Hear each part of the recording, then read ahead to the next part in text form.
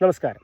Manifestation challenge 17ാമത്തെ ദിവസം, day 17 ആണെന്ന്. ഇന്നത്തെ ദിവസം നമ്മൾ മാറ്റം വന്നു കഴിഞ്ഞിരിക്കുകയാണ് ഇപ്പോൾ ഓൾറെഡി അല്ലേ.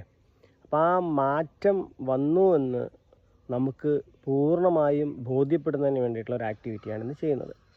അപ്പോൾ ഇന്ന് നിങ്ങളുടെ വസ്ത്രധാരണ രീതിയിൽ, അതായത് നമ്മൾ ഹെയർ സ്റ്റൈൽ അടക്കമുള്ള വസ്ത്രധാരണ രീതിയിൽ എന്തെങ്കിലും ഒരു മാറ്റം കൊണ്ടുവരാൻ വേണ്ടി ശ്രമിക്കുക. അതായത് നിങ്ങൾ കാഷ്വൽ ഡ്രസ്സ് ഇടുന്ന ഒരാളാണ്, ഫോർമൽ ഡ്രസ്സിങ്ങിലോട്ട് പോവാം.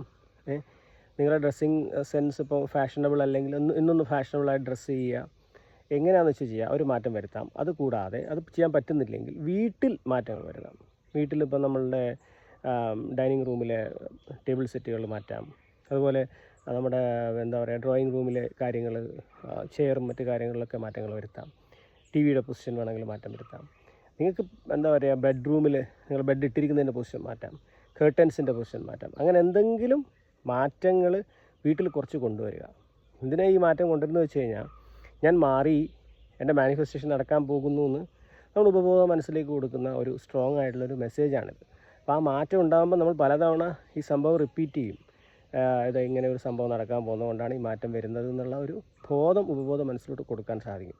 അതുകൊണ്ട് എന്ത് മാറ്റമാണ് നിങ്ങൾക്ക് ചെയ്യാൻ പറ്റുന്നത് അത് ഭംഗിയായിട്ട് കൊണ്ടുവരിക എന്നുള്ളതാണ് ഇന്ന് മുതൽ ചെയ്യേണ്ടത്. അപ്പോൾ ഇന്നത്തെ ആക്ടിവിറ്റി ആയിട്ട് അത് തുടങ്ങട്ടെ.